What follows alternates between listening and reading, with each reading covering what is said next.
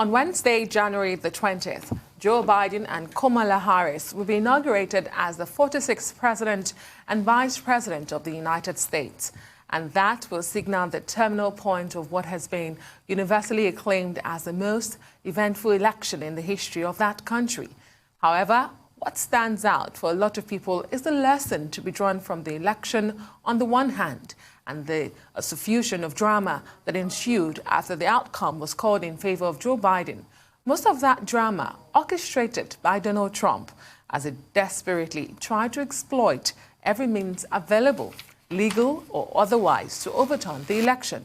Now, the capacity of American institutions to withstand that pressure from the Trump team is being applauded all over the world. And joining us now to have a discussion around all of this is Professor Chika Mordi, a political scientist at the School of Advanced International Studies at the Johns Hopkins University, Maryland. Welcome to the program. Good morning. Thank you for having me. Morning, Professor Mordi. Good to have you again on the program. Well, you wrote an article this week in which you were saying that the United States democracy passes the ultimate stress test. Well, I guess by that you are referring to the fact that Congress was able to hold off the assault on its integrity. But do you really think that the stress is over? And what exactly do you mean in terms of passing the ultimate stress test? How about the test that may still lie ahead? Good question, Dr. Bharti. And it's always a pleasure to see what you guys took to participate. And let me commend the very precise pronunciation of Kamala Harris, the Vice President-elect. Well done. I think one very obvious thing is how tumultuous this has been for the United States. And you were very kind in saying democracy is being commended. What you hear more is this the U.S.? This is meant to be the beacon of democracy, and it has all these challenges. And I think people sort of underestimated or underappreciated the kind of pressures that were brought to bear on that democracy and its survival. Now, I agree with you that it's not over. We have 5 days. And as I did write in the article, 5 days is a very long time. It's sufficient time to, cause incalculable damage when you're the strongest man on earth. This is the most powerful man on earth. This is what that office means. I mean, you said a malignant Trump can still do incalculable damage. And I'm wondering and I'm asking, what more could go wrong in 5 days? What more could possibly go wrong in 5 days? A lot. I think it's good to, if we take a journey into the mind of President Trump, I'm not sure it's the most pleasant place to be at the moment. He's undergoing 5 stressors right now. The first of it, the most obvious, is about removal from office and the 25th Amendment, which Vice President Pence has said he would not effect, as well as conviction in the Senate, which is unlikely because Majority Leader McConnell is not going to start the Senate trial until Vice President Biden is sworn in. So he has that pressure, the uncertainty about will VP Pence betray him or not. Side by side with that, he's facing another stressor, which is about the inability to contest for future elections.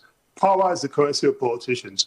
And if he's stopped under the 14th Amendment from vying for public or holding public office, then that's a massive loss of power for him. The third thing he's going to worry about, obviously, is conviction. If he gets convicted by the Senate, or beyond that, if the Biden admin or New York State or New York City who have pending cases, he gets convicted in any of those, he might be facing jail time. Same thing with his family. A fourth stressor is financial. He's undergoing a lot of financial pressure.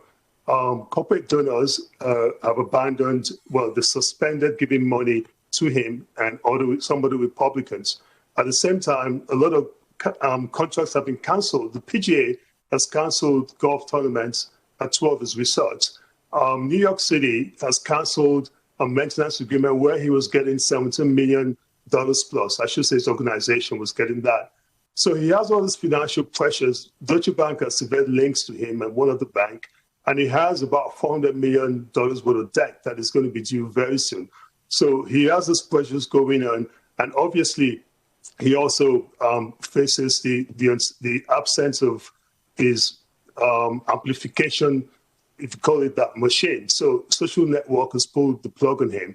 So Twitter, Facebook, Instagram, even Parler, that was a place of the watering hole for conservatives, extreme conservatives, has also been yanked off by Amazon. So he's really a man without a platform. And after January 28th, he's not going to have that sort of platform. Now, for President Trump, Twitter is not just a means of communication. It's sort of cathartic. So he sort of lets off steam when he goes on Twitter. He's lost that. So what is going on in the mind of what's going on in his mind right now is a lot of pressure. Now, what can he do?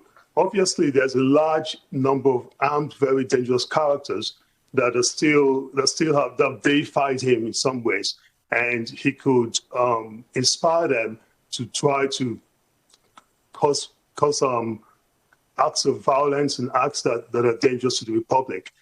The other aspect of it is now he's giving instructions that can cause a lot of trouble, like internationally, for example. However, the military appears to be mitigating that aspect of it. Right. Great insight, and good to see you again, Dr. Chika Mordi, speak to you about this. I want to talk about the metastatic malignancy of Trumpism, because we have seen this metastatic malignancy before in American history. 1860 had an election too just like this that led to the war, the Lincoln election and the Stephen Douglas election. There's election dispute. The South said, we are not agreeing to this, and they went out, and it led to a malignancy. That was the KKK that fought so hard at disrupting the Reconstruction even after the war that was set up in 1865.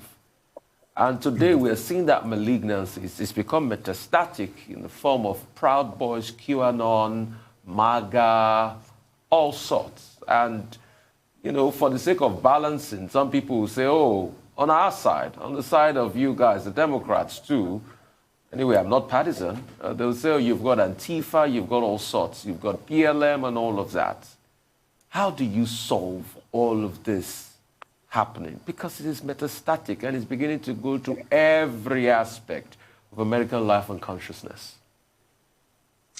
It's a very difficult challenge, and I feel, fortunately for the United States, Vice President Biden has the personality, the character, the experience, the temperament to begin to deal with this problem. It is a problem. It's not going to go away just because President Trump has left office.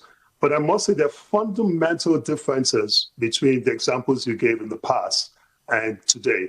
There's some similarities, no doubt about it. There's a race-based populist movement. But in the past, it was more geographic, more contained. So you had a situation where in the South, the so-called South, but towards the South, and you had this clear fault lines, right, in terms of that. But in this case, the Proud Boys and ultra-white nationalism, or if you want to be blunt, ultra-white terrorists, basically, this is what it's about, by white supremacist terrorists, are spread across the country. They're in every aspect of society. So if two things happen, obviously it's harder to weed them out because they're so suffused into the populace. But secondly, because they're not concentrated in a particular geographic location, the concept of a civil war or something along those lines becomes far more complicated and far more unlikely. The final thing is, not only are the numbers much fewer, but in the mainstream, a lot of those ideas are still not accepted. So yes, we're seeing some sort of subtle nod and tolerance and even use for political power. But in the mainstream, those ideas are not quite accepted. The vast majority of Americans still disagree with many of those ideas. Well, quickly, two things. First is the ban on President Trump on Twitter. We saw the effect that had. Twitter lost its shares up to the tune of about 12% and lost some money. But that did not deter Twitter from pulled into his position. And it also generated some conversation from the German Chancellor, Angela Merkel, who says, look, if there is going to be any kind of regulation in this manner, in order not to violate the freedom of speech, the regulation should be done by government. And I think President Macron also spoke up against it. And the big question is, okay, after banning Trump, how about other world leaders, like, say, Jair Bolsonaro of Brazil, who also abused the same platform? That's that. I would like to have your thoughts on that. But this issue about, the Trump base, is it likely that, the impact, the spread is perhaps, as a result of the fact that the man that is fueling it is the most powerful man in the world, and he was in position. He has the moral platform, the political platform to energize that particular base. Is it possible that with Trump out of the way, dealing with his own post office crisis, that particular group may not find the oxygen, the high-level oxygen that Trump provides, and that may well help to reduce the threat that it poses, even if the lesson we've learned is that there is that potential threat inside America. Some say, in fact, that's the true face of America. Well, let me unpack that, the two parts of that. First of all, the second half of your comment is it's a workable thesis. It makes there's a strong merit to that framework and that sort of thinking, right? And I feel that over the next few months, you're going to see some waning, some reduction in terms of the influence of Trump and in terms of new recruits to this form of thinking and new subscribers to some of the conspiracy theories that Trump openly pushes and propagates. So you're going, obviously, without the bully pulpit and without social media for amplifying those views, you will see a reduction. I believe that. The question then becomes how much of a reduction? And let's not forget that for all that is said about this and the concept of this being the true face of America, I feel it's somewhat inaccurate.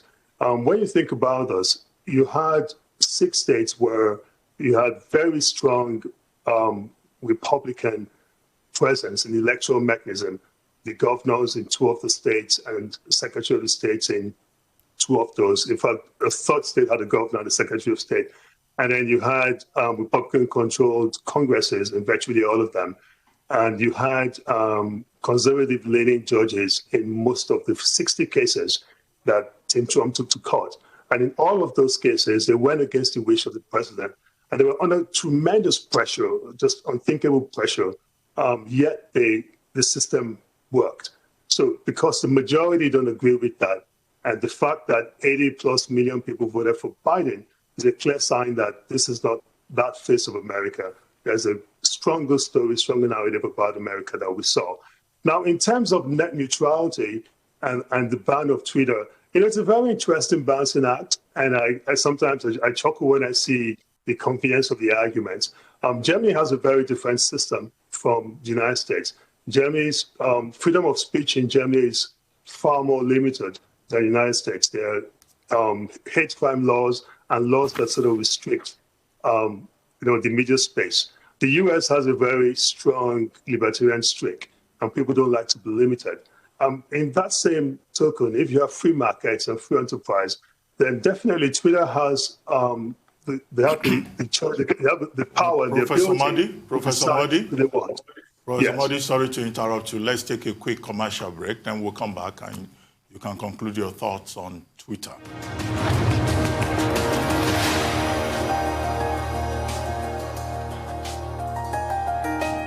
Welcome back to the morning show here on the Arise News channel. Our guest is still Professor Chika Mordi, political scientist at the School of Advanced International Studies at Johns Hopkins University, Maryland. Professor Mordi, thank you for staying with us. You were talking about Twitter and Trump and the media political system in Germany before we went on that break. If you may just continue. Indeed. So I was saying, when it comes to private regulation, you have a very strong system in the U.S. And you guys know it. If I go to a store and I fall down and I slip and fall down, I can sue the store owner and get redress in court. So there's a very strong private system of regulation. It's also a free market system. And Twitter and Facebook and Instagram, in their contracts, they have that. It's clearly very explicit. They could decide to yank you off. So until Twitter and the rest of them are treated like broadcasting companies, like media companies, those contracts are very clear. They're not regulated in that sense. And they could pull off Mr. Trump or anyone else who they feel is a violation of the terms of the agreement. And I feel something that's happened in the last 2 years is we've seen the business sector. Normally, the business sector operates at the edge of morality and ethics. They do as much as they need to do they're confined to what is legal, and they want to push those lines. But in this case, we've seen the business area, business have stepped up and have become almost the moral leaders for us in America. So what you've seen is when the Black Lives Movement, and there was this whole push and protest on racial equality, or racial inequality to be more precise, when the corporates stepped in, it changed the debate and it got the politicians to behave themselves. And now you're seeing that with Twitter and everyone else stepping up to the plate, and Amazon pulling the plug off Parler, it's very difficult for President Trump to intimidate lawmakers and to coerce them into carrying out his will. If this were 4 weeks ago, the last 3 days would have been a nightmare on social media for the 10 Republicans that voted to impeach President Trump. But there's almost been radio silence because they pulled the plug on him. Indeed. Professor Mordi, if political parties are essential institutions of democracy, how would you say that the GOP has fared, even though in the 232 to 197 votes for impeachment, we saw 10 Republicans vote in favor of that impeachment, a much higher number than earlier expected? Would you say that President Trump's stature is now being diminished in the party? And generally, the role of the party so far, a lot of Republicans still feel the president did nothing wrong. And I also wanted to speak to the attempt of damage control by President Trump. The last time he spoke was a 5 minutes taped message. When he struck a very presidential note for a lot of people. But do you still think that there's any grace and dignity for President Trump at this point? So I'll take your first. Thank you. Good questions. I'll take the first one first. I feel the GOP, any objective observer would agree that the last 4 years have not been very good for the GOP. In terms of being a major political party, one of the two political parties, they've not lived up to, I don't like using this word, but I feel you have to question the patriotism of a lot of elected officials in the GOP. So about a week ago, on the 6th of January, before the mob marched onto Congress, Donald Trump Jr. declared that this is the party of Trump. And he was right. President Trump has reconstructed the GOP into a personality cult. And there is no organizing principle around the GOP anymore. They've jettisoned what they stood for and what defines their brand. And what is clear about them, what is predictable about them, is that they will do whatever Trump chooses to do. Now, the second half of your question, yes, it's weakened and it's going to get weaker progressively. However, the latest polls still point to over 70% of Republicans still approve of President Trump's behavior. Just think about that for a minute. In light of what has happened in the last 2 weeks, 70%, 7 out of 10 Republicans still approve of President Trump. So it will take a while to get down to a critical number, which I would estimate at about 35%. As long as you have 40%, 38% of Republicans still supporting President Trump, he still retains a lot of power in the party. Because in the primaries, turnout tends to be pretty low. And when turnout is low, the people who actually go out, the most inspired people, tend to be people like Trump supporters. And if they remain at 35, at 40%, 50%, 60%, then moderate or sensible elements can be out-primaried. So we'll watch that dynamic play out over the next few months, but he's going to lose power progressively. But would he get below 40%? At which point the moderate wing of the party can reestablish control of that vehicle? But, Prof, a lot of people will argue with that thesis you put forward and cite the case of Reagan.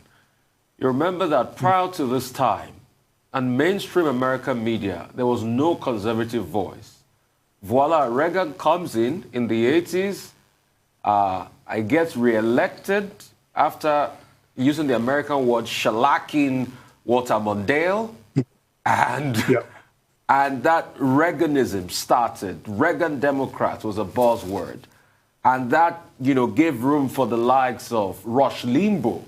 That was probably the first conservative voice. And conservative voices sprung up, and conservative became mainstream. And even the likes of Vice President Pence started his own career being a conservative radio talk show host. So it will breed that wave of conservatism some people are arguing. And some people are also arguing about the polarity even in the mainstream media. And a lot of people are subliminally calling a name that have not spoken in all of this, which happens to be one of the most powerful men in America. He's an Australian. He owns Fox. His name is Rupert. His last name is Murdoch. Murdoch. So how do we harmonize these very high wire dissenting voices? That's a very good summary of sort of the history behind since the post-McGovern convention and the reforms that were made in the parties to allow, regular citizens elect in the primaries, right? I feel there are fundamental differences between the Reagan era and now. So when Reagan was very popular, it was very, very popular, and it was popular in a bipartisan way. It was popular among Democrats, among Republicans. Trump, to the contrary, is only popular within the Republican Party. And he's having approval levels that match, in some cases, have surpassed Reagan's within the Republican Party. But outside the party, he's definitely not popular. It's the reverse, actually. Now, in terms of how media has evolved over that period, I feel there are fundamental differences between the Reagan era and now. So for one thing, there was no Fox News, and as you alluded, Rupert Murdoch could not become this sort of influential figure in conservative thought, or at least conservative mainstream. I would argue that a lot of those people who were on the fringe have made their way into the mainstream in the Republican Party, but not in the U.S. electorate, not in U.S. media. I mean, you could test some of the ideas of, say, a Rush Limbaugh. Yes, he reaches a certain number of people, many of whom are radicalized, but you're not going to see Rush Limbaugh's opinions and views being treated as regular on anywhere outside Fox News among the TV majors. Now, talk radio is very extreme, far more extreme than TV. And the internet also has allowed people self-select their media sources. So I would say the most enduring feature of what we have now is the polarization and self-selection in the media itself. So if you go back 30, 40 years ago, there was not any real debate about what constituted truth or facts. And people watched, roughly in the majority, a limited number of stations on TV, and they had a limited number of newspapers, local and national. Today, it's a very diverse pool, and people self-select. So it's easier to get some fringe views in certain circles now, but would they be in the mainstream? Would they be something that 40% of Americans believe or half of Americans believe? No. Well, Professor Mordi, so much about the past, Reagan and all of that. Reagan himself had his own issues, and he was not particularly popular within the black community. But that's in the past. We look to the future. Now, by the time Senate reconvenes, the Democrats will have the majority, provided by the fact that the vice president will be added to that tally. But they will still need at least 17 Republicans to join them. Yes, there will be majority leader. Mitch McConnell will become minority leader. Chuck Schumer will move up as majority leader. What are your projections? What do you expect? What do you think is likely to happen? Is it going to be quick business, or it will be a prolonged drama that could hold down the Biden presidency for a few weeks? Briefly. Okay, so I think, like you widely said, the Dems are going to control the Senate by the thinnest of margins.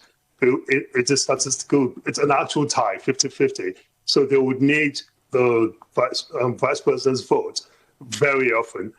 And they would also have to contend with members of their conference that are conservative. So you have at least two of those, the senator in West Virginia and the senator in Montana, so Tester and Manchin. And they would not always go with the progressive agenda that Biden has in front of him. Now, in terms of the impeachment, I feel a lot of the media, very often you have the media supporting views that sometimes they wish.